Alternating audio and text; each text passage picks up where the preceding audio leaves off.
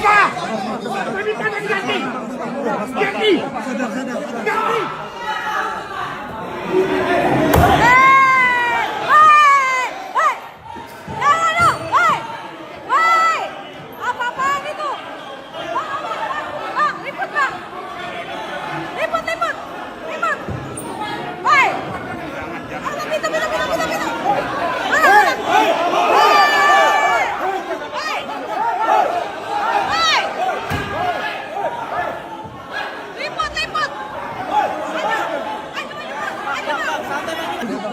Tidak bisa! Tidak bisa! Tidak bisa! Permintaan diganti! Ganti! Ganti! Ganti! Sadar. Tidak bisa! Sadar. Tidak bisa! Ganti! Ganti! Ganti! Ganti! Udah kapolres Surabaya. Ganti! Ganti! Kita WO aja Pak. Kita WO. Selaku Wakil Menko Kementerian Hukum, Menko Bidang Hukum.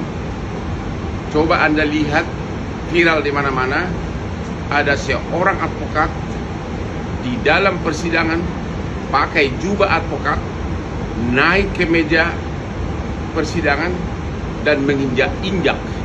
Naik ke meja persidangan tim advokat dan menginjak-injak di atas meja. Ini adalah kebrutalan pertama dalam sejarah hukum Indonesia.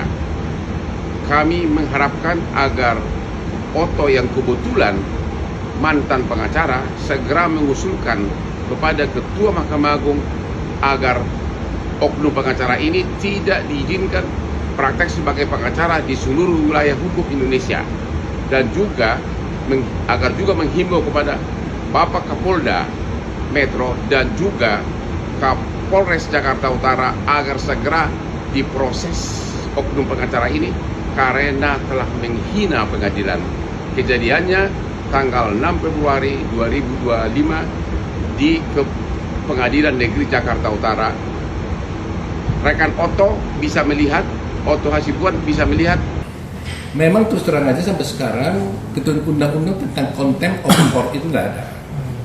Ya, pernah itu diajukan beberapa waktu itu sudah diajak bersama dengan Mahkamah Agung tentang itu, tapi kelihatannya penuh masalah masih. Jadi tidak ada undang-undang contempt of court.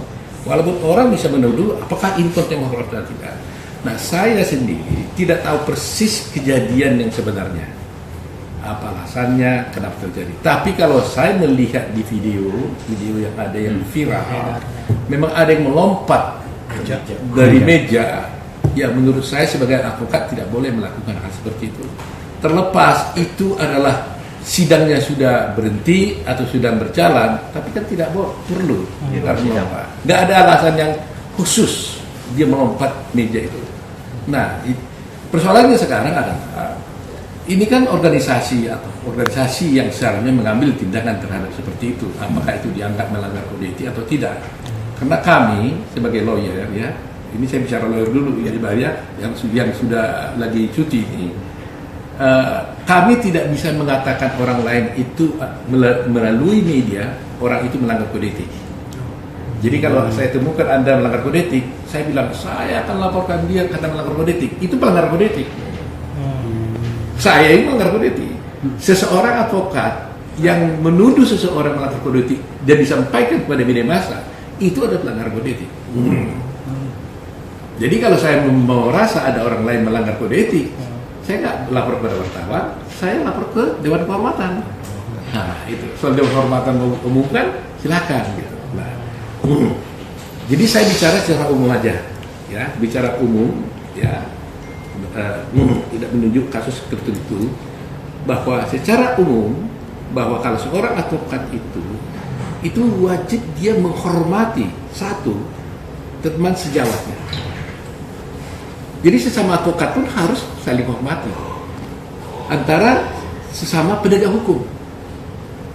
Dan ketiga, menghormati pengadilan. Itu mandatori itu. Ya. Nah, betapapun kita setuju atau tidak setuju dengan sikap pengadilan, cara pengadilan, ada mengatakan macam-macam pengadilan itu begini-begini, tapi kehormatan itu harus diberikan bukan kepada person-personnya, tapi adalah pada kejadian tersebut itu. Berarti Pak Wamen kalau misalnya sampai naik meja itu masuk dalam pelanggaran dalam persidangan? Ya, itu yang saya katakan Dewan Kehormatan akan memutuskan itu. Maksudnya organisasi. Ya, organisasi. Nah sekarang orang itu ada yang melaporkan dia ke organisasinya enggak? Dia berada di organisasi mana? Ya kan?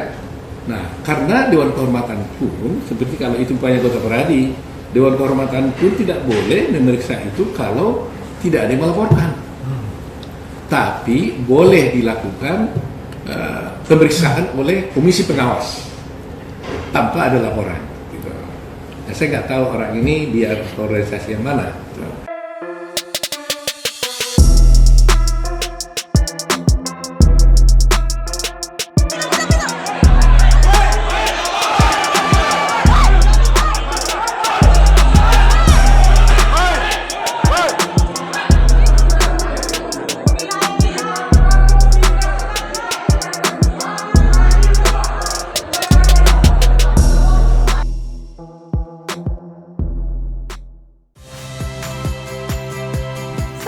Rizka Clarissa. Saksikan program-program Kompas TV melalui siaran digital, pay TV, dan media streaming lainnya. Kompas TV, independen, terpercaya.